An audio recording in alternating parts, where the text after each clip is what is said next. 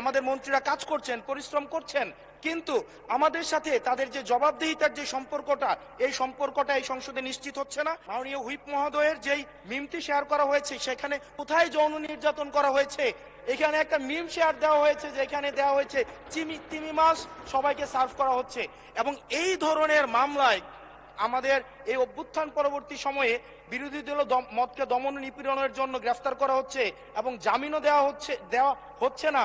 এবং এখানে কোনো ধারায় 25 ধারায় সাইবার নিরাপত্তা যেটা আইন এই সংসদে পাশ করা হয়েছে, এই আইনে কূটনীতির জন্য বা রাজনৈতিক স্যাটায়ারের জন্য আমাদের মামলা করার কোনো বিধান নাই। সেই জায়গাতে এই প্রশ্নগুলো আমরা কাদেরকে করব? যদি আমাদেরকে আমাদের এই মৌখিক প্রশ্ন উত্তর পর্বটি যদি আপনারা বাদ দিয়ে দেন, তাহলে আমরা কাদের কাছে প্রশ্ন করব?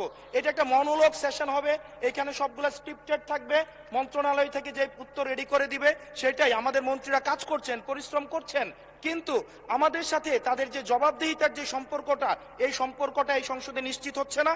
এবং আমি মনে করছি রুলস 163 এই বিধি অনুযায়ী আমার অধিকার বঞ্চিত করা হচ্ছে এবং অতি সত্বর এই যে মৌখিক উত্তরদানের যে কর্মসূচিটি রয়েছে সেটি রুলস অফ প্রসিজারে অন্তর্ভুক্ত করা হোক, যাতে করে আমাদের মাননীয় মন্ত্রীদেরকে আমরা জবাবদিহিতার আন্ডারে আমরা আনতে পারি।